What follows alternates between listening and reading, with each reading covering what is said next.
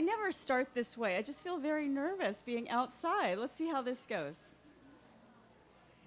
Jamie thought Robbie was a bird flying down below his window. He had been waiting for this bird and ran downstairs without calling to his mother, going outside, which is what his mother had told him to say, even if she didn't hear him above the din of the television that played loudly in her room.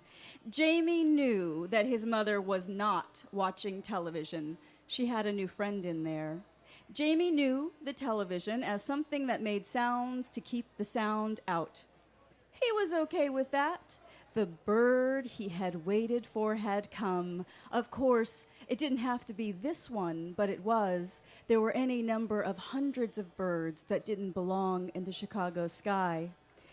There were 2 windows in his apartment. One faced the alley and the other the courtyard.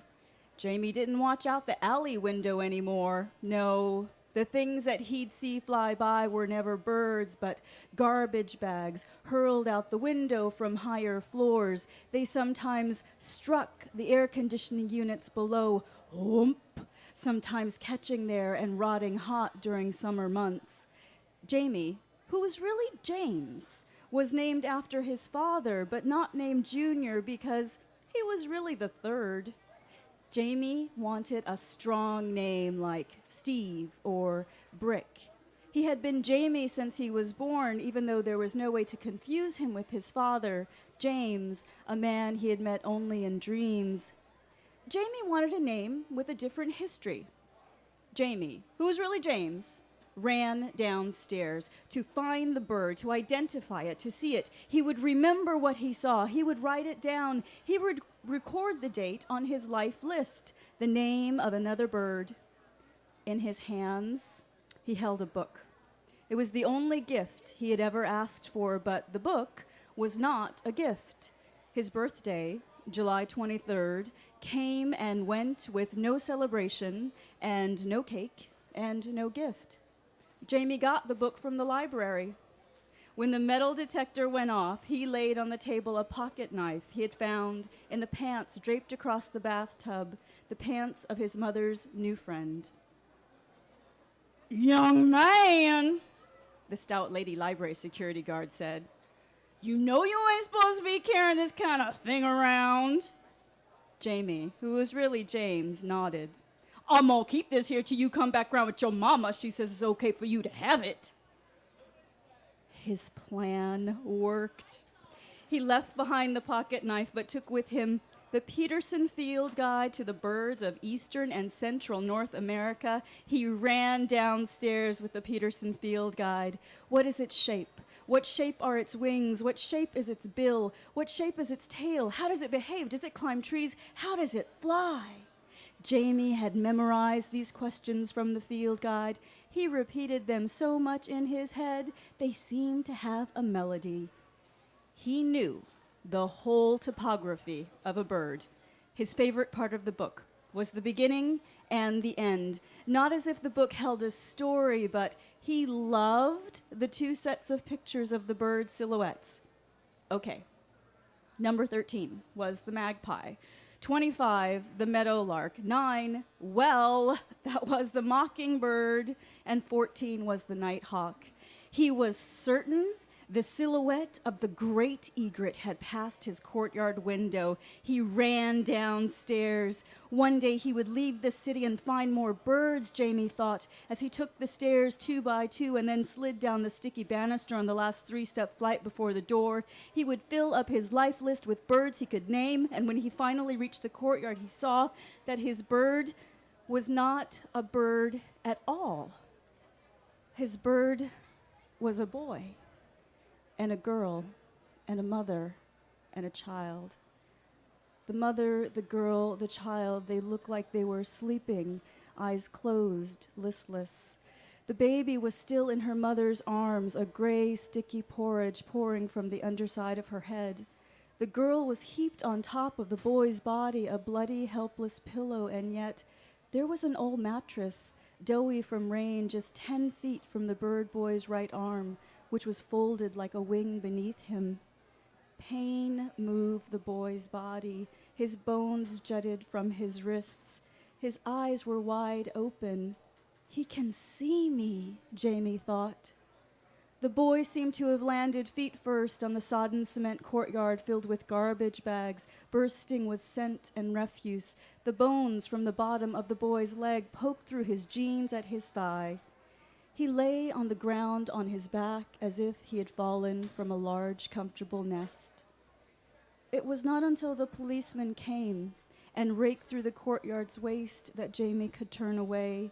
The policeman collected matchbooks, soda bottles, and empty brown paper bags, scraps of paper and other possible clues, a Jack of Clubs playing card lying on a brown-stained sheet, and a ticket from Saturday's Quick Pick Lotto. Jamie was still holding his Peterson field guide. He had no names for what he saw. Okay, now we can all breathe again. Phew. That's it. Oh, thank you. That's very nice of you guys. Thank you. I'm feeling more and more comfortable. I am. So that's a short piece from my debut novel, The Girl Who Fell from the Sky. It came out in February, and it's just such a treat to be able to share it with people, readers. It's amazing. The book exists now because I actually listened to this one piece of advice. I didn't believe it, but I listened to it, and it was that all you have to do as an artist, writer, if you're in a creative field, and I think maybe in other fields too, you just have to find that one gatekeeper. The problem is finding that one gatekeeper. I got lucky. My gatekeeper is a very magical, mystical, amazing woman named Barbara Kingsolver. I think you've heard of her by that reaction. I love her to death. Me and Barbara, wow, I just have this great connection to her. She created a prize called the Bellwether Prize for Literature of Social Change. I'm the 5th winner of that prize. And her idea was to encourage young, or rather new, I just turned 41. I can't get over this. So not young, but new novelists, debut novelists, who are writing books about things that we need to talk about in our society as a culture and as a community and as a nation.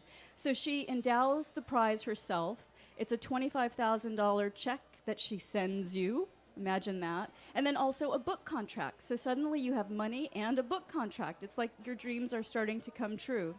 And I like to read what Barbara says the purpose of the prize is, because it means very much to me that the book came into light because of this. I call her Barbara, by the way, because, well, we're like this now. I got to meet her last fall when she was on tour for the Lacuna, and I was very, very nervous about this because I don't know if you've been in the position where you meet someone that you admire, and you've known them from afar through writing or their music or whatever it is, and you just hope that they're actually like they have presented themselves to be. And the woman, the handler, came and she said, okay, well, I'll introduce you to Ms. Kingsolver. And I thought, ooh, we're starting off on a bad foot already. And she walks me into the green room and she says, she may as well have had a trumpet like doo doo doo doo. She says, Ms. Kingsolver, I would like to introduce Heidi. And then before she can finish saying my name, Barbara turns around and she opens her arms like this and she rushes over and envelops me. She's smothering me. I'm so, so happy. I'm sweating and I'm crying and I'm giggling and I'm basically falling apart at this moment. And the thing that keeps going on in my head is, just don't lick her face. Just don't lick her face. If you could just get out of this moment without doing that, you're going to be good. And then I did. I was very happy I didn't lick her face. And I think she was too. Okay, I've gone on too long. What Barbara says about the prize is this. She says, fiction has a unique capacity to bring difficult issues to a broad readership on a personal level, creating empathy in a reader's heart for the theoretical stranger. Its capacity for invoking moral and social responsibility is enormous. Throughout history, every movement toward a more peaceful and humane world has begun with those who imagine the possibilities. The Bellwether Prize seeks to support the imagination of humane possibilities.